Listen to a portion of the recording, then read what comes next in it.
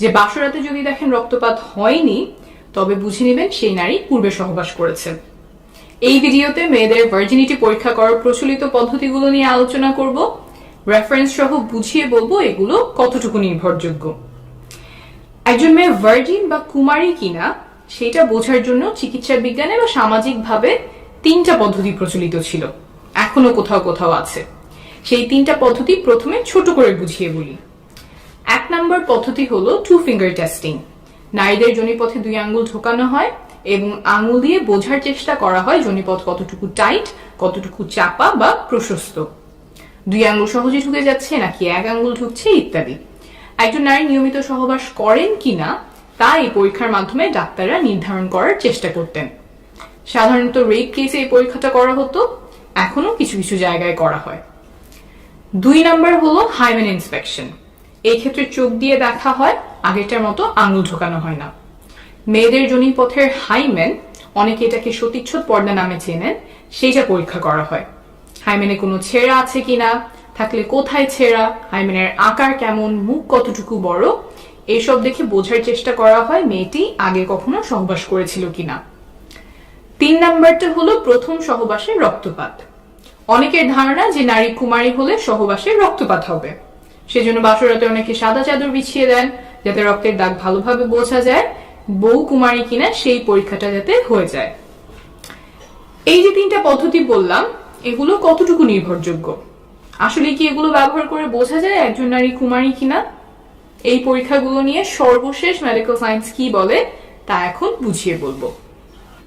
প্রথমেই আসি 3 নাম্বার উপায়ে, প্রথম সহবাসে রক্তপাত।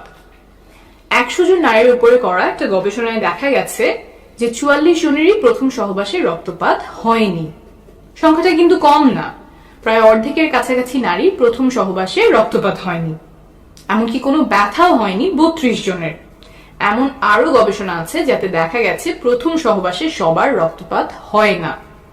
রক্তপাত হওয়া এবং না হওয়া দুইটাই স্বাভাবিক। কারো কারো ক্ষেত্রে যোনিপথ পিচ্ছিল না হওয়ার কারণে বা জোর করে পুরুষাঙ্গ ঢোকানোর কারণে যোনিপথের দেয়াল ছিঁড়ে যায়, ফলে রক্তপাত হয়। এরপর আসি 2 নাম্বার উপায়, হাইমেন ইন্সপেকশন বা সতীচ্ছদ পর্দা দেখে বোঝা যায় কিনা নারী কুমারী। এটার ব্যাপারে হয়তো অনেকেই শুনেছেন, সহবাস করলে মেয়েদের যোনিপথের পর্দা ফেটে যায়, আর তাহলে তো ওটা দেখলেই বোঝা যাওয়ার কথা যে সে সহবাস করেছে কিনা। অনেকেই মনে করেন হাইমেন এমন, এইভাবে যোনিপথের মুখ আটকে রাখে, সহবাস করলে পর্দাটা এমন ভাবে ফেটে যায়, তাহলে ভালো করে দেখলেই বোঝা যাওয়ার কথা যে নারী কুমারী কিনা। আমেরিকায় 36 জন গর্ভবতী টিনেজারদের উপরে একটা গবেষণা করা হয়।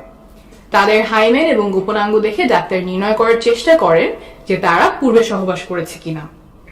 36 জনের মধ্যে মাত্র 2 জনের ক্ষেত্রে ডাক্তার বুঝতে পেরেছিলেন যে তারা আগে সহবাস করেছে, অথচ 36 জনই গর্ভবতী, অর্থাৎ বাকিরা সহবাস করেছিলেন কিন্তু তাদের হাইমেন দেখে বোঝা যায়নি। অনেকেই মনে করতে পারেন হাইমেন দেখে বোঝা না যাওয়ার কারণ কি?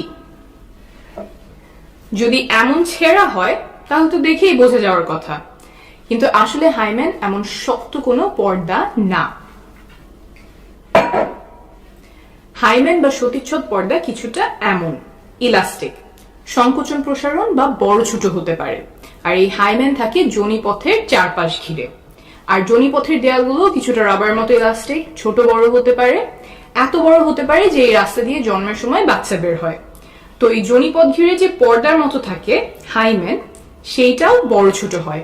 এই পর্দাটা অনেক রকম হতে পারে, এক একজনের এক এক দিকে খাঁজ থাকে, ভাঁজ থাকে, আর মেয়েদের জন্মের আগেই তার হাইমেনে ফুটো থাকে। বড় হলে সেই ফুটো দিয়ে মাসিকের সময় রক্ত বের হয়। এই ফুটো অনেক ধরনের হতে পারে, বড় ছোট হতে পারে। ফুটোটা কত বড় হবে সেটা বয়স, ওজন, উচ্চতা সহ আরো অনেক কিছুর উপরেই নির্ভর করে। আবার সহবাস ছাড়াও অনেক কারণে হাইমেনে টান পড়তে পারে বা এক অংশ চিড়ে যেতে পারে, যেমন খেলাধুলা, আঘাত পাওয়া, তারপর মাসিকের সময় ট্যাম্পন ব্যবহার করা ইত্যাদি। এইসব কারণে হাইমেন দেখেই নিশ্চিতভাবে বলা সম্ভব না একজন নারী পূর্বে সহবাস করেছিলেন কিনা। এখানে বলে রাখা ভালো যে কারো কারো জন্মের সময় হাইমেনে ফুটো নাও থাকতে পারে। মেডিকেলের ভাষায় এটাকে আমরা বলি ইমপারফরেট হাইমেন, সেটা 1000 বা তার চেয়েও কম হয়, তখন ছোট একটা সার্জারি করে হাইমেনে ফুটো করা হয়। এখন বলছি 1 নম্বর উপায় নিয়ে, 2 ফিঙ্গার টেস্ট। এই পরীক্ষাটা কোনো বৈজ্ঞানিক ভিত্তি ছাড়াই চিকিৎসা বিজ্ঞানে ঠাঁই পায়। উপমহাদেশের অনেকগুলো মেডিকেল টেক্সট বই এই পরীক্ষার কথা লেখা আছে। সেই সব পড়ে ডাক্তাররা অনেকদিন এই পরীক্ষা করতেন। এই মন গড়া অবৈজ্ঞানিক পরীক্ষা বন্ধ করতে বিভিন্ন দেশে এটাকে ব্যান করা হয়। ভারতে এটা ব্যান করা হয়েছে 2013 সালে, বাংলাদেশে 2018 সালে এবং পাকিস্তানে 2021 সালে। তাহলে বোঝা গেল যে এই 3 উপায়, 2 ফিঙ্গার টেস্ট, সতীচ্ছদ পর্দা বা রক্তপাত, কোনোটা দিয়েই কুমারিত্ব বোঝা যায় না। তাহলে আসলে কি কোনো নির্ভরযোগ্য বৈজ্ঞানিক উপায় আছে যার মাধ্যমে বোঝা যায় নারী আগে সহবাস করেছে কিনা? না, নাই। তারপরেও দুর্ভাগ্যজনকভাবে কিছু মেডিকেলের বইতে এখনো এসব পদ্ধতি লেখা হয়, মেডিকেলের ছাত্রদেরকে শেখানো হয় রেপ কেসে নারীদের পরীক্ষার অংশ হিসেবে। যেমন প্রফেসর রেড্ডির লেখা ফরেন্সিক মেডিসিনের বই, যেখান থেকে উদ্ধৃতি দিয়ে ভাইরাল ফেসবুক পোস্টে কুমারিত্ব নিয়ে অবৈজ্ঞানিক দাবি করা হয়েছে। এখন আপনি বলতেই পারেন যে মেডিকেলের টেক্সট বুক আমি ভুল বললেই তো হলো না, যিনি লিখেছেন তিনি তো একজন বিশেষজ্ঞ, আমার রেফারেন্স কি? বিশ্ব স্বাস্থ্য সংস্থা বা WHO, United Nations human rights, UN Women, এই সংস্থাগুলোর বিশেষজ্ঞ প্যানেল বলছেন যে প্রফেসর রেড্ডির লেখা ফরেন্সিক মেডিসিনের বই সহ আরো কিছু বই ভার্জিনিটি টেস্টিং নিয়ে অনির্ভরযোগ্য এবং অবৈজ্ঞানিক উপায় শেখান। তারা আহ্বান জানিয়েছেন যেন এইসব বইতে চিকিৎসা বিজ্ঞানের সর্বশেষ তথ্যগুলো তুলে ধরা হয়। আমি রেফারেন্স নিচে দিয়ে দিব। ভিডিওটি যারা দেখছেন তাদের কাছে অনুরোধ, হাইমেন বা সতীচ্ছদ পর্দা, ভার্জিনিটি টেস্টিং ইত্যাদি বিষয়ে কেউ ভুল তথ্য ছড়ালে সেখানে প্রমাণ তুলে ধরে ভুল ধারণাগুলো দূর করার চেষ্টা করবেন। আপনার এই প্রচেষ্টায় হয়তো কারো জীবনে অনেক বড় উপকার